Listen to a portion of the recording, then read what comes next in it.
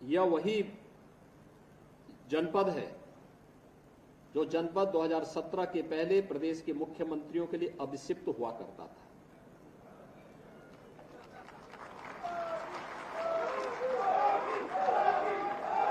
और मैं तब ये समझ नहीं पाया था कि आखिर गौतम बुद्ध नगर जनपद उत्तर प्रदेश का भाग है और उत्तर प्रदेश के मुख्यमंत्रियों के लिए अभिषिक्त क्यों है। फिर जब मैंने सूची देखी यहां की और फिर मैं उसके बाद अनुमान लगाने लग गया कि ये प्रदेश के मुख्यमंत्रियों के लिए अभिषिक्त इसलिए हुआ करती थी क्योंकि उनके द्वारा भेजे जाने वाले नौकरशाह यहां की जनता को कंगाल करते थे और अपने आप को और अपने संरक्षकों को मालामाल करते थे। ये तथ्य सामने ना आने पाए, इसके लिए उनके द्वारा प्रयास होते थे कि इन तथ्यों पर धूल ही झोंका जाए, जितनी पट्टी बांधी जाए वो गांधारी की पट्टी यहां बंधी रहती थी।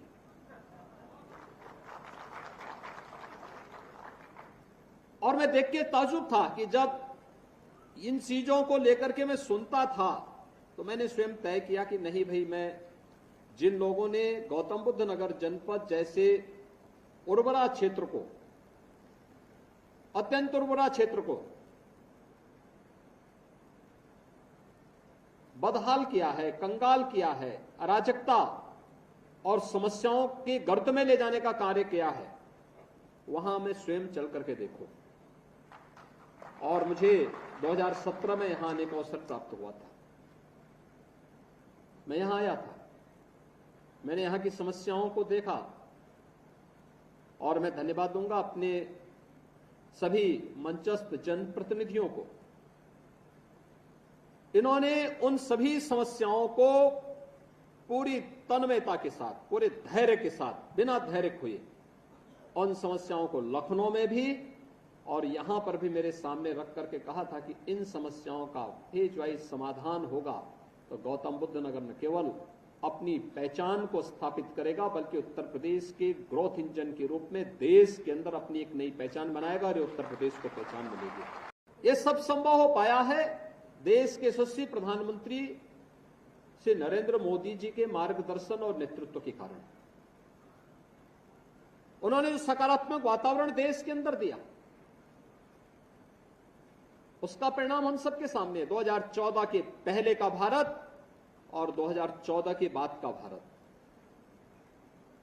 2014 के पहले का भारत समस्याग्रस्त था, अविश्वास से भरा हुआ था, न केवल देश के अंदर बल्कि पूरी दुनिया के अंदर भी इस प्रकार का वातावरण था। पूरी दुनिया के अंदर किस रूप में भारत के प्रति व्यवहार होता था।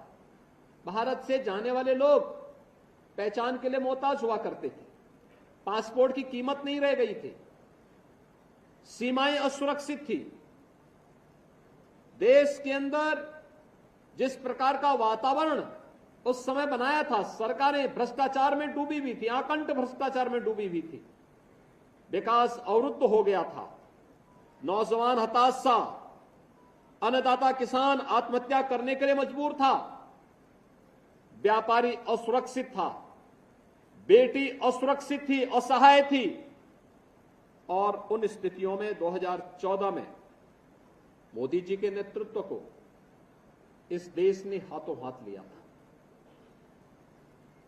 मोदी जी ने उस समय देश के अंदर कार्य नहीं किया, उन्होंने केवल देश के एक राज्य गुजरात में मुख्यमंत्री के रूप में अपनी एक शानदार पारी को आगे बढ़ाया था। और उस पारी को खेलते खेलते उन्होंने देश के सामने कुछ उदाहरण प्रस्तुत किए थे, कुछ मॉडल प्रस्तुत किए थे, लोगों ने हाथों हाथ लिया। और आज देखते ही देखते पिछले 10 वर्ष में जिस नए भारत का हमें दर्शन होता है, एक सुरक्षित भारत, दुनिया को नेतृत्व देने वाला भारत, और इन सबको हमने देखा है। एक सुरक्षित भारत भी है, आंतरिक रूप से भी, बाह्य रूप से भी। दुनिया के अंदर निवेश के सबसे अच्छे डेस्टिनेशन के रूप में जाने जाने वाला भारत है।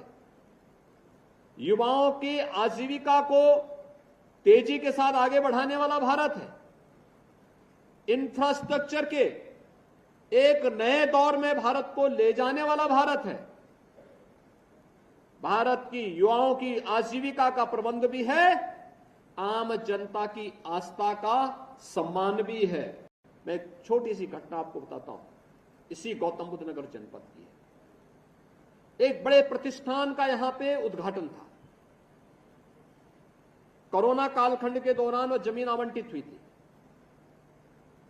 और जमीन आवंटन होने के बाद वह 2022 के अंत में मेरे पास आए कि हमें अपने इस बड़े प्रतिष्ठान का उद्घाटन करना है। तो मुझे विश्वास ही नहीं हुआ कि इतनी जल्दी इतना बड़ा सेंटर, हजारों करोड़ रुपए जिसमें लगे हों, वह तैयार हो गया।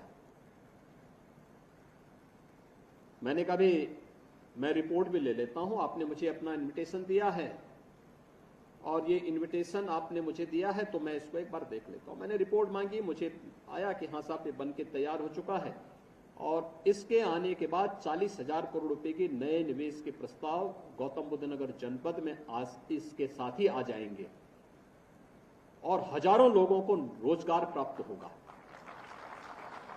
तो मैंने उनको मैसेज किया, मैंने कहा भी ठीक है हम लोग आ रहे हैं, इसमें काम करना कि मेरे आने के पहले सभी माननीय जनप्रतिनिधियों को इसके लिए आमंत्रण जरूर दीजिए। तो चौंका, कहा जनप्रतिनिधि? मैंने कहा हाँ, वहां के माननीय सांसद होंगे, माननीय विधायकगण होंगे। कहा क्या गौतम बुद्ध नगर में भी, गौतम बुद्ध नगर जनपद में भी सांसद विधायक हैं? अरे हमने कहा क्या गौतम बुद्ध नगर जनपद क्या किसी और जिले का है?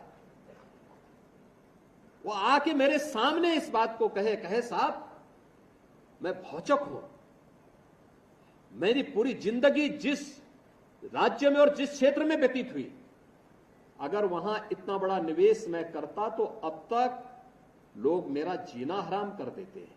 और गौतम बुद्ध नगर जनपद में न कोई सांसद, न कोई विधायक, न कोई अन्य पदाधिकारी, कोई भी मेरे पास कहने के लिए नहीं आया कि इस कार्य में मैं इसको लूंगा, मेरे लोग यहां रहेंगे, फलाना वहां रहेंगे।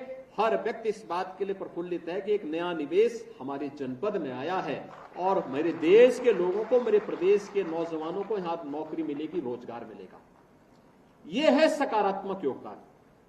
और वो जो सकारात्मक माहौल बना, आज उसी का परिणाम है गौतम बुद्ध नगर जनपद की प्रति व्यक्ति आय पर कैपिटा इनकम देश के अंदर सबसे अधिक पर कैपिटा इनकम वाले जनपदों में से एक है। मित्रों, जब अच्छा जनप्रतिनिधि चुना जाता है, अच्छे लोग जनप्रतिनिधि बनकर के चुने जाते हैं, तब इस प्रकार का सकारात्मक माहौल पैदा होता है। हम लोगों के लिए इससे ज्यादा खुशी क्या? जनता जनार्दन खुश है तो हम लोग खुश हैं। हमारे लिए सबसे बड़ी खुशी वही होती है। एक कॉमन मैन खुश है तो हम खुश हैं। लोग कहते हैं कि अपराधियों के खिलाफ कार्रवाई करते हैं, क्या डर नहीं लगता? मैं कहता हूं जब पब्लिक सुरक्षित अपने को महसूस करे तो मेरी सुरक्षा उसी में नहीं होती। और इसीलिए यह कार्य जिस प्रतिबद्धता के साथ सरकार कर रही है, आप सबके सामने है।